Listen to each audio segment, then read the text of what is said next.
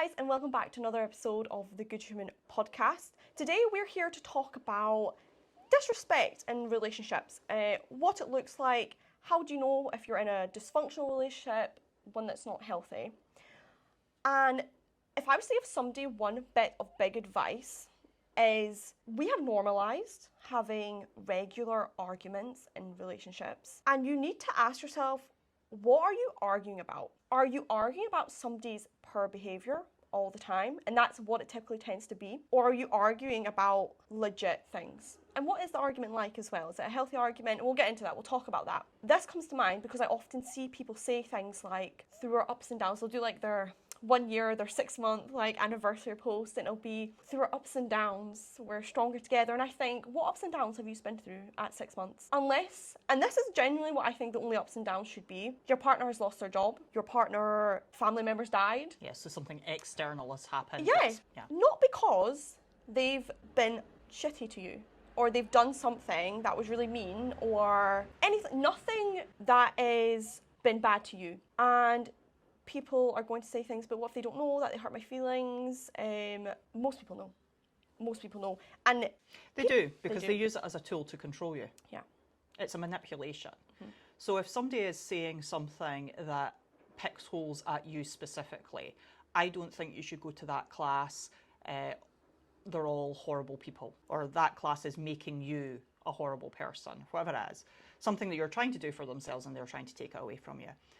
It's manipulation and control. It is a complete manipulation. Because they're coming from a point of insecurity, which is pretty much where this stuff always comes from, is a point of their insecurity. But whether or not you know that doesn't really matter, because when you're within a relationship, you can become so entrenched in that relationship that you literally cannot see the truth.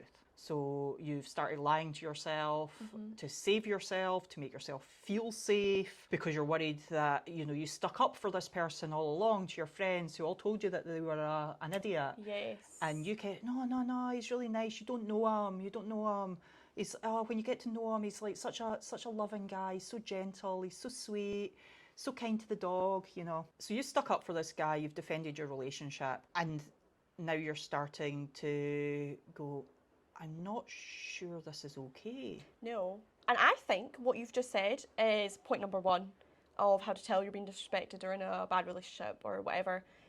If you have to defend your partner to other people, if you feel a bit of embarrassment telling your mom or your family about something he's done, or if you find yourself trying to twist it into something to make it sound better than it is, number one. Number one. By the way, your friends and family are not all unhinged. They're not. Unless they are, in which case, whatever. Most likely not. But they're probably not, right? So that is, I can hear people trying to square this away with their brains because they know that this is true. Yeah, man. See, if you find yourself making excuses and they're just not a very nice person. Reasoning with their behaviour, that's when you know. Right, it's not that hard to be a nice person. It's not that difficult. No. So if somebody finds it difficult, they've got something going on with them that they've not resolved, and it's coming out in behavioural ways, and quite often it comes out in controlling ways. They're trying to control you to keep you with them so that you don't leave them on their own, that sort of thing. It doesn't don't stay with this is common, right? Okay. Don't stay with somebody because you're trying to save them. Or they've got potential. I'm not saying people can't change, but you are not going to change them. Nope. That has to come intrinsically from them, within them. And if that's the thing as well, see if we said this in the last podcast, if you are having the same arguments about the same thing, they're not changing. No. They're not changing. No, they're just in a cycle of, effectively you're letting them get away with the same thing over and over again. And by letting them get away with it, you're actually confirming with them that their behaviour is okay. So it's like training a pet. Yep. And constantly, so if your dog barks and you're like, oh, are you talking?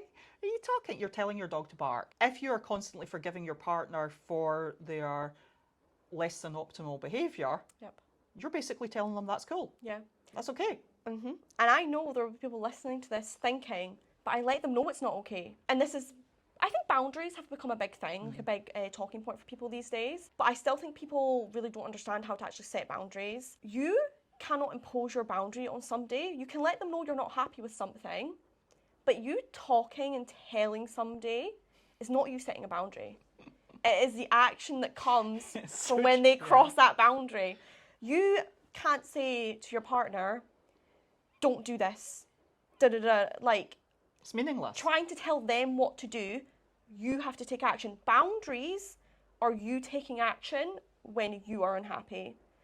So if you keep having the same arguments with your partner and you tell them how you don't like it and they're like, oh, I didn't know, I'm sorry, blah, blah, and then you stay, you're literally what you've just said. They know they can cross that boundary because you're actually not going anywhere. You're not doing anything. So that's something to look for as well. And also, people get caught up in the chemical reaction that happens when you argue with your partner. It is like a high and a low. So you have the argument, big drama. It feels like a big thing in your life, like when you have an argument with your partner. You know, you'll be at work and you'll be thinking about it all day. And you're looking for the high of when they apologise and you make up. And it's like a dopamine hit. I'm not 100% sure if you actually do get like a dopamine surge. You will. But I would guess you would. Not just that, you're also constantly testing your relationship and proving that it can stand up to an argument, which ends up making you, ironically, feel safer.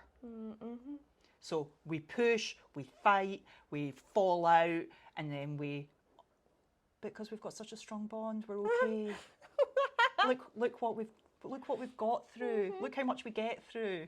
It makes me cringe. And I'm not saying this from a place of judgment. I'm saying this from a place of I've been there, done that. Of course, we all So when have. I'm saying I cringe, it is not like a haha you. Okay, so here's another thing, right? What is an argument? Okay, an argument is an explosion of people being unable to express themselves properly and not listening to each other. So an inability to accept the other person's thoughts and feelings while thinking that if you shout your thoughts and feelings, that they're more likely to be accepted. Never have you ever changed somebody's mind by yelling at them. So you are not trying to change that person by shouting. You're not. You think you are, you're not. And you actually subconsciously, you know you're not. So what are you actually doing? What is that argument? What is going on? So it's an expression of frustration, okay? Fear maybe? Depending on the complexities of your relationship and external factors and stuff, it might be an expression of something there, so stress. Yes. External stress or stress from the relationship. But either way,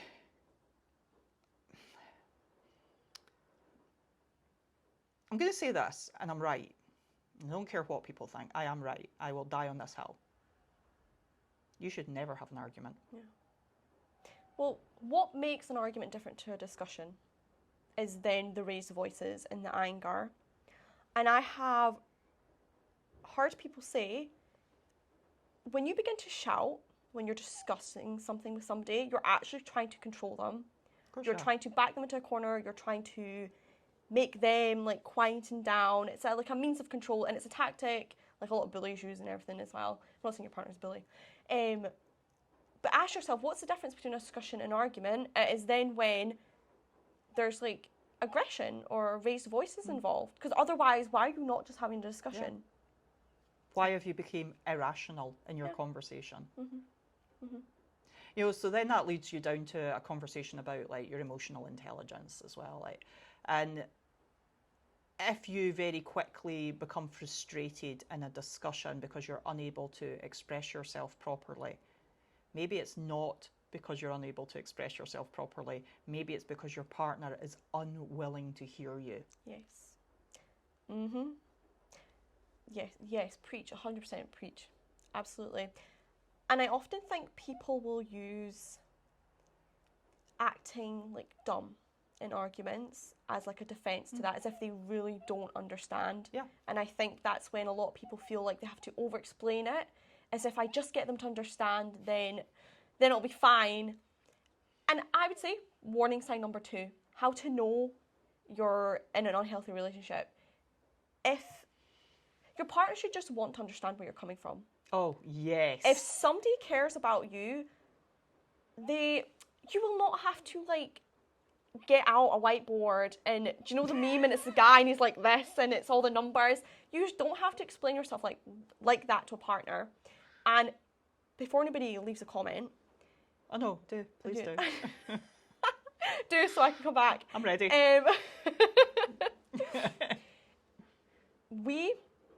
There's that thing like, oh, arguments are healthy in a relationship.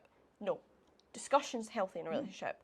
Arguments and shouting and belittling your partner and getting angry because they have a different viewpoint to you is not healthy. There's an old saying that if you cannot argue for the other side of an argument, you have no right being in that argument. Yes. Not even trying to understand where your partner... And this is what we were just saying. When you like somebody, you will try to understand where they're coming from. I think, so a bit of advice, just in case, like, you know, it's not always the extremes, right? No. Maybe you and your partner argue and you don't really know why you argue. So here's a little bit of, like, actionable thing that you can do. Be curious about what they've said. Mm-hmm. So if they say something that seems triggering or feels triggering or is triggering, then just slow down for a second and be curious as to why they've said that. Mm-hmm. So you can simply ask them, I don't understand where you're coming from, or I don't understand what you mean by that. Can you explain it further? Not, well, I don't understand what you mean by that. Yeah. That's not changing. That's not moving you forward. If you backtrack a little and go, can you explain it further for me so I can better understand where you're coming from? Give them room to breathe. Yeah. Give them room to investigate for themselves, because maybe they don't know why they said it. Maybe they were just like overly emotional about something that just happened at work, you know, and they've brought it home with them and they didn't realise that they've done that. We talked about stress before, and stress can be like a massive destructive force, you know. So if you're experiencing like a heavy amount of stress elsewhere in your life, the chances are it's going to show up in your relationship. If your relationship isn't like supportive and mutually balanced, you know. So watch out for that and lean into what your partner's saying and listen. There is no greater gift that you can give anybody in romantic relationships or elsewhere. There's no greater gift that you can give people than listening to them. Absolutely. And I don't mean just like nodding your head. I mean like listening to them. What are they trying to say? What are they trying to express? Yes. That then leads us on to another point, is you have to be prepared for what your partner is going to say. And it literally might come down to you have two opposing views. And where do you go from there? And I think sometimes this is where subtle manipulation can come in. I think you often see, because you've got an attachment to somebody, you have two opposing views, they're not changing. What you often see, subtle things like crying or the silent treatment, and you're trying to use these things to get the other person to change their point of view. Now, this is the issue, okay? People often will pretend to change their point of view, or they'll do it for so long and then they revert back to actually how they think and how they are. And there's a saying, when somebody shows you who they are, believe them. You can't fall out with your partner to make them change what they think or what they view or that. So you have to be aware of that yourself. So I'm just laughing at the truth of that. So it's so true. So true. And you will waste so much time.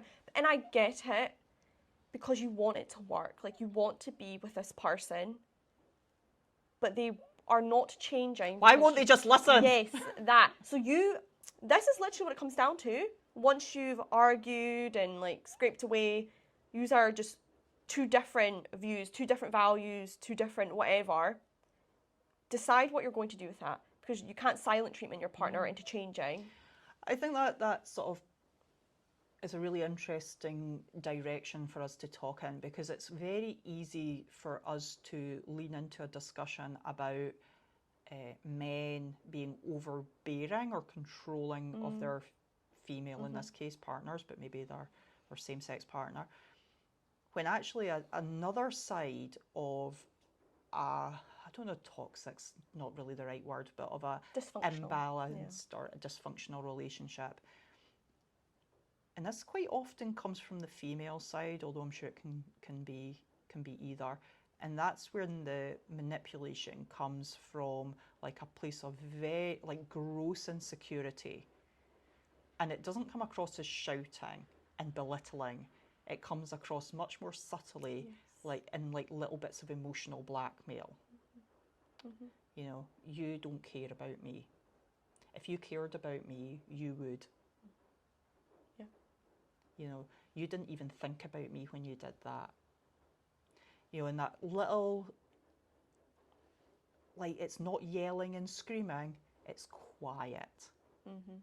Sometimes it's crying. Yes. It's like a guilt trip Yes. on the other person. Sometimes it's like just chipping away at them. You know, you didn't call me. You said you were going to call me. You didn't call me. Why didn't you call me? Yeah. You know, and being like, or even like, you didn't call me. That. It's like, what are you doing? Are you actually interested in why they didn't call you? Because what that sounds to me an awful lot is you are only interested in how you feel. You haven't been curious enough to find out, why didn't they call you? Yeah. Like, were you all right today? Like, something going on at work? Because you said you were going to call and like I never got the call. Was everyone all right? Very different. Very. Here's the thing. It's not always about you. Like, and if you're that person in the relationship that is quietly picking away at their partner all the time because you're not, I don't know, because maybe every word they say isn't about you, maybe you should be backtracking a little bit and investigating why you think everything should be about you. Yeah, very interesting viewpoint, actually. I see it a lot. Yeah. I think what often happens as well is you're with a partner and maybe, do you know what it becomes? It's like everything's a fault. It's like the little boy who cried wolf. This is the kind of analogy. When they do kind of crappy things, you then look at every crappy thing as if it was because they don't like you, they don't love you, blah, blah, blah. When maybe some of it is just accidental, like you said, they've genuinely forgotten to call you. And I think this is point number 3. If you are at the point in your relationship where you are saying things to your partner like, you don't love me, do you even care about me? That's how you know. You just know. Like, see somebody that loves you and respects you, you feel it, you don't question it. So if you are catching yourself saying to your partner, you don't love me, you don't care about me, and you're trying to change them through what you're saying, you're just not in the right relationship. Yeah. You're not. Just that. I think the two sides to that narrative is really interesting. Like, one person doesn't have to be at fault. That, yes. You know, so say you've got that dynamic where, you know, you don't love me, you never show me that you love me, you know, whatever, you neglect me, whatever. What are you doing? Yeah. Like, are you living your best life? Does your whole world exist and center around that person? So you live vicariously through them. And so they are feeding everything. So, like, who are you away from them? Like, you know, maybe you need to investigate that and lean into that a little bit. And, you know, maybe they're not serving the relationship well either, and maybe they're not communicating properly. So it's not always like one person within the relationship is rarely to blame, right? You know, it's usually the dynamic between two people.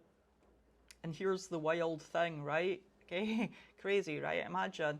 So how do we sort this out? Well, we have to discuss things with each other and actually listen. You know, you actually have to talk, not yell, not scream, not cry, not use emotional blackmail. You actually have to talk and be willing to listen. Yeah. And be willing to come to the conclusion that you're not suited for each other. Yeah. That is, I think, at the crux of so many arguments, is the wanting to fix things, but then if things actually can't be fixed, that's when you get all the manipulation and everything. Yeah. And what you said is so true. And I actually think this about everything. It always takes two to tango, okay? And human beings, we are not driven by nothing. So if we're in a relationship that's seemingly dysfunctional, we are getting something out of it. If you are the kind of the more victim looking of the relationship. And that's the thing, is there's actually never really a bad guy in the victim. You are drawn to certain relationships because you are getting something out of it. And together you've created this monster. Weird, dysfunctional, but it serves you. It always serves you in some way, even if it seems as though they're being really like crappy to you. And that just comes back to there's really rarely one person to blame, ever. I was going to make another point there. I forgot now. Yeah, that is, there really is. And it's just that person is not suited for you, but they might get on great with somebody else. I know. How often have you seen that, either through your friends or family, maybe even with yourself, where like you've dated somebody and like you have this like awful, chaotic, imbalanced relationship, and then like 5 years later, like you hear about how well they're doing, or you see them on social media or something, and like they're in this beautiful relationship with somebody, and you're like, oh. So maybe they're not the asshole I thought they were. No, it's just so maybe just the dynamic between you and them created like such a disharmony that it brought out the worst in them. Yeah, absolutely, and the worst in you as well. And people change as well. Another thing, people change, people grow up. A lot of times people don't. People stay stuck in bad dynamics. But that is then the only option. You either grow or you get back into another relationship where the same thing like plays out. So, yeah, signs. I think that, like, so sometimes, like, I don't like to say just walk away, right? Because I do, I'm like, break up with them. Yeah, and like, for sure, that is definitely sometimes the answer. And I think people's fear of what that means to their lives often keeps them in a really, I'll come back to that in a wee second, but keeps them in a relationship that isn't serving either person. But sometimes relationships are worth a bit of effort. Yeah. You know, because sometimes it's just a disintegration over time of lack of communication. And this is why, you know, often like therapy and counselling actually works for couples. Yes. Because it reopens the communication, and they sort of realise they've just fallen into a horrible set of habits with each other. You know, so it's not always just like walk away. But talking about the walking away thing, treading water and hoping that you can keep doing it for as long, well, for the rest of your life, is unrealistic. You're going to drown. Like, take the life belt, get out of the water. Like, if you're just repeating the same behaviours over and over and over again, and so even if it's not solely that they're a terrible person or that you're a complete wreck, like, you can't work on you in that dynamic. Yep. You know, so say you've identified that, you know, you lack self-worth, self-esteem, you don't even know who you are. If you've recognised those things about yourself and you're fighting with your partner, you are not going to resolve those things about yourself in that dynamic. Yeah. You need time, oh my God, on your own. Yeah. The horror. You need time on your own. Figure out who you are, and therefore what you deserve in a partner. Yeah. And this idea, I love it. This stuff makes it like, don't be telling me that society expects you to be in a relationship. Society does not expect you to be in a relationship. Oh, but like, I'm always being asked like when I'm going to get married and settle down, right? I'm 45. No one has ever asked me when I'm going to get married and settle down and have children, ever. Okay, now why have I never been asked that, and yet you are claiming that there's some sort of external pressure being put on you Yeah. to be in a relationship? Mhm. It's not them. Society isn't doing that. You are doing To yourself. that. And if you could give me like written recordings of like people having said it to you, I promise you it's still coming from you. There's a reason nobody ever says it to me. Yeah. It's still coming from you. You're projecting it out, that you don't feel fully self-confident and happy with who you are on your own. Yeah. And what, because I feel like there'll probably still be people listening to this and being like, huh? But they asked me.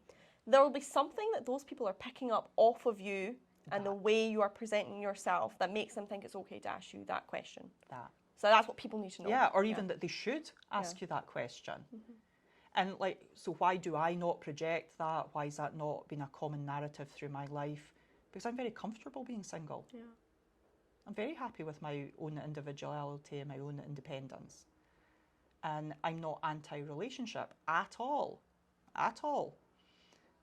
But I'm also not anti being on my own. I don't think I'm lesser than.